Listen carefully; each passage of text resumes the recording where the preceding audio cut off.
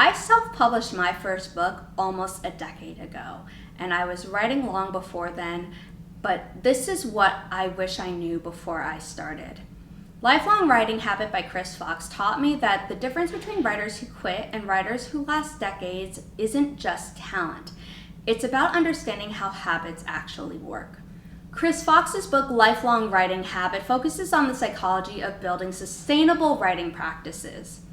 He shows you how to create habits that will stick around for years, not just weeks, and how to recover when life inevitably disrupts your routine. And here are 3 concepts that particularly stick out for me. The first is priming your brain.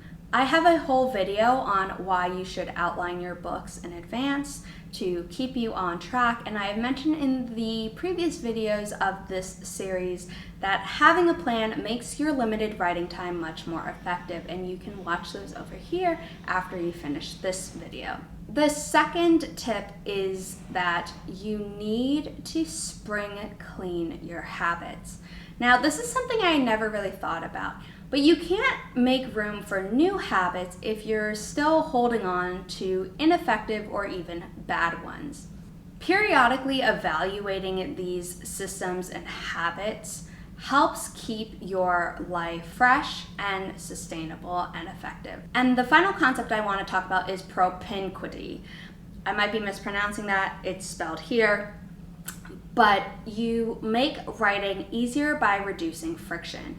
The easier it is to start writing, the more likely you are. And that means having your tools ready, your workspace prepared, and your next steps clear. To be completely honest, I haven't maintained this consistency for the decade since I started self-publishing. A lot of things cropped up, including mental health struggles that put a stop to everything. And since launching Inimitable Books, I haven't been able to spend as much time writing as I want, which I have discussed in previous videos of how I'm changing that at least for the next 100 days until 2026, thanks to Kate Kavanaugh's current writing challenge that she posed through her Patreon group. But when I was actively using these strategies, I was incredibly consistent and productive.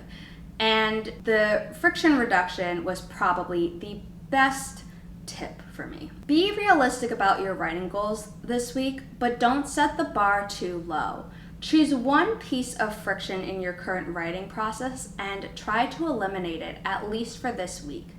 Maybe it's setting up your workspace the night before, keeping a notebook on your bedside table for ideas, or something else. But whatever it is, remove one barrier and see how it affects your productivity and consistency. If this video helped you understand your own habits better and gave you ideas on how to make new ones or improve the ones you already have, please subscribe so you don't miss any future videos, including the ones coming up in this series.